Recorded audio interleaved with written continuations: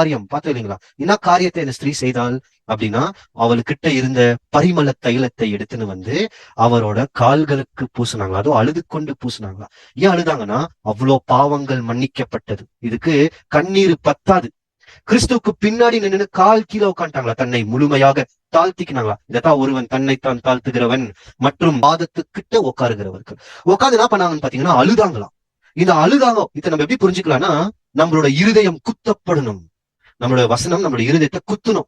எப்படி எப்போ பேதுரு அவர் முதல் பிரசங்கத்துல இயேசு கிறிஸ்துவை சிலுவையில் அறியுங்கள் அப்படின்னு சொன்ன ஜனங்களும் இருக்கிறார்கள், கிறிஸ்துவ பத்தி கேள்விப்பட்ட ஜனங்களும் இருக்கிறார்கள். பேதுரோட முதல் பிரசங்கத்துல அவங்க என்ன சொன்னாங்களா, இருதயத்தில் குத்தப்பட்டவர்களாய் மாறி நாங்க என்ன செய்யணும்னு கேட்டாங்களா. அந்த மாதிரி சத்திய வசனத்தை கேட்டுக்கொண்டு நிற்கிற நாமும் அனுதினமும் கேட்டுக்கொண்டு நிற்கிறவர்களும் இருக்கிறோம். நம்மளோட இருதயம் குத்தப்படணும். இதுதான் கண்கள்ல இருந்து வர கண்ணீர். தாவீது ஒரு சிறந்த உதாரணம். தாவீது என்ன பண்ணுவாருன்னு பாத்தீங்கன்னா இதுக்கு சொல்வார். 6ஆம் சங்கீதம் 6ஆம் வசனம். என் பெருமூச்சினால் இளைத்து போனேன், ரா முழுவதும் என் கண்ணீரால் என் படுக்கையை மிகவும் ஈரமாக்கி என் கட்டிலை நனைக்கிறேன். அவரோட கட்டிலையும் படுக்கையும் கண்ணீரினால் நிரப்பினாராம். ஏன்னா அவரும் அந்த மாதிரி ஒரு துன்பத்துக்குள் போனார். இப்ப இந்த மாதிரி இல்லைன்னா கூட, நம்மளுடைய நேரடியான கண்கள்ல இருந்து கண்ணீர் வரலன்னா கூட, மனதரு அளவுல நாம் எவ்விதமாய் நாம் மாறி நிற்கிறோம். எவ்வளவு நம்ம மனசளவுல குத்தப்பட்டு மேலும் பரிசுத்தவான்களாய் மாற முயற்சி செஞ்சு நிற்கிறோம். இது எல்லாமே இந்த காலப்பகுதியில் நாம் சிந்திக்க வேண்டியவர்களா இருக்கணும்.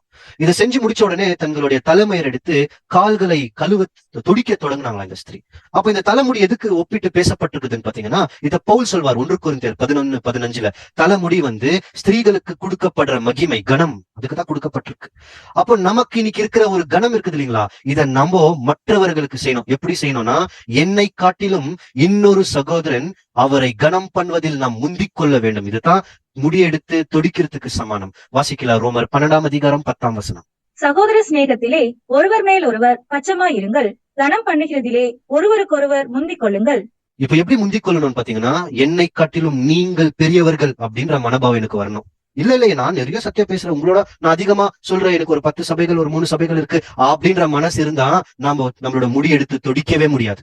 இந்த ஸ்திரீயாக நம்ம இருக்கவே முடியாது. ஆனா என்னை காட்டிலும் நான் உங்களை பெரியவர்களாய் கருதணும். அப்பதான் நான் உங்களுக்கு பணிவிடைகள், உங்களுக்கு கனத்தை செய்ய முடியும். இதுதான் சகோதர சிநேகமா. இந்த சிநேகம் இருக்கிறவர்கள் இந்த ஸ்திரீயை போல் எடுத்து பாதத்தை தொடிச்சு முத்தம் கொடுத்தாங்களாம். அந்த மாதிரி தான் நாம கூட ஒருவரை ஒருவர் பரிசுத்த முத்தங்களோட வாழ்த்துதலை தெரிவிக்கணும். ரோமர் 16:16. இந்த முத்தத்துக்குள் பரிசுத்தம் இருக்கணும். எப்படி முத்தம்னு புரியுதுங்களா? பரிசுத்த வார்த்தைகள். அப்ப நம்ம ஒரு சகோதரனை சந்திக்கும் போது, சகோதரிகளை சந்திக்கும் போது நம்மளோட வாயிலிருந்து வர வார்த்தைகள் எது? வீண் பேச்சுகளா, கேள்விகளோட பேச்சுகளா? இதுக்கெல்லாத்துக்கும் விலகிருன்னு சொல்றாரு. ஆனா நம்மளோட வாய்கள் உதடுகள் இருந்து வரணும் எதுன்னு பாத்தீங்கன்னா, தேவனின் வார்த்தைகள், வசனங்கள். இதுதான் பரிசுத்த முத்தங்கள்.